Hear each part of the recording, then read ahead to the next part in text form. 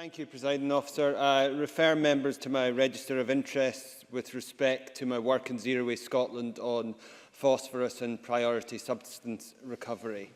Let me begin by briefly highlighting the three amendments to the motion from the Scottish Government which we are supporting. The first relates to phosphorus and priority substance, and I'll cover that in terms of the recovery of that resource is something that we must do in order to protect the environment and indeed biodiversity. The second area is ensuring that our river basin management plans and flood risk management plans are more effective across the whole of Scotland. We've got some great practice, but we need that spread out and we need local authorities involved in that. And the third area, in terms of improving the market for the business sector, would involve ideally the introduction of a not-for-profit company who runs on an ESCO style model which could share in the benefits of water efficiencies, and I think that would be a useful introduction into the market. But let me reaffirm my party's commitment to protecting and harnessing the benefits of Scotland's abundant water resources. Scotland has the potential to be the international lead in water management projects, and we can and should provide expertise and research around the world by developing initiatives that will help people and tackle climate change. The Hydro Nation strategy is to be welcomed, and we will seek to hold the SNP government to account in implementing this strategy. The SNP have spoken about their commitment to developing Scotland's water sector and to raising our international profile as a hydro nation, and that's something else that we welcome. We've heard today a number of interesting and worthwhile contributions from across the Chamber in what has largely been a consensual debate. The Cabinet Secretary mentioned in her opening remarks that we must optimise and understand water use, that we must demonstrate exemplary practice and share this with the world. I agree with that. Bruce Crawford spoke about the scenic attraction of Loch Katrine, as well as sharing an ice cream on Loch Lomond with Jackie Bailey, who in her remarks highlighted issues around business rates for hydro schemes. But a top priority for Scotland should be addressing the amount of pharmaceutical and chemical waste that is appearing in Scotland's rivers, lochs and seas. I would like to highlight the case of Lulu the whale, found dead on the Isle of Tiree. Her body contains shocking levels of PCB, or polychlorinated biphenyl. I've been practicing that all day. Chemicals take a long time to break down.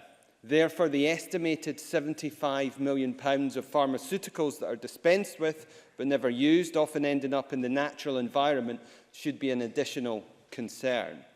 Researchers have found some traceable content in drinking water. Water treatment plants cannot effectively recover these potentially harmful chemicals. The potential long-term environmental and health risks of pharmaceutical residue in water are a matter of concern. Healthcare Without Harm is one organisation which works to transform healthcare worldwide so that it reduces the environmental footprint, becomes a community anchor for sustainability, and a leader in new technologies and practices. The use of a system such as the Swedish WISE list, which can be used to compare health outcomes with environmental impacts, would be a positive step forward in terms of physicians prescribing new drugs. And I would urge the SNP government to look at this more closely.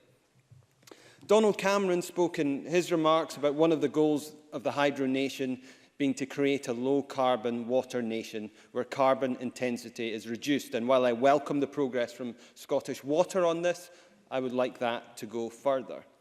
Stuart Stevenson talked about the potential for water wars internationally going forward, and he's absolutely right in that point. I would refer the member to the UNESCO Centre for Water Law and Policy in Dundee, of which I am an alumni, with respect to their work on the application of a water hierarchy and to use the EU Water Framework Directive as a dispute resolution management system throughout water courses in the world.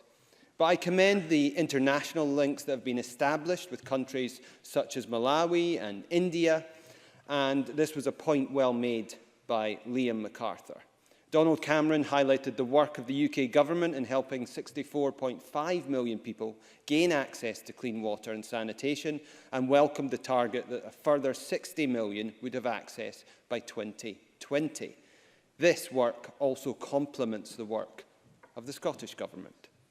Peter Chapman highlighted the issues faced by farmers, not surprisingly, as a result of the wettest summer since 1985, and also stressed the importance of quality water for the whisky industry.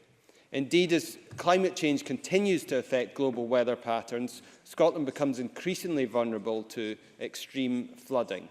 And that's why enhanced river basin management plans and flood risk management plans will be required. We must do more to protect communities. The water market for business customers is currently imperfect, and we believe it needs reform. I recognise that deregulation has led to savings for Scottish businesses, but similar to the consumer energy market, businesses need more information and advice, and indeed support, to switch to companies in order to get the best deal.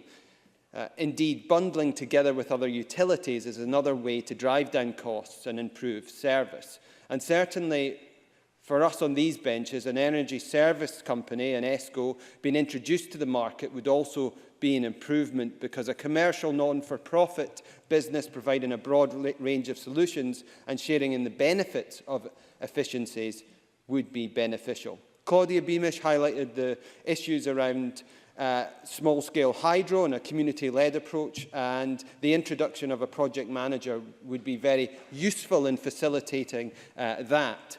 So, to conclude, I welcome the fact that Scotland is becoming an international leader. We need to take seriously the value of Scotland's water for the sake of our climate, economy and international profile as a hydro nation.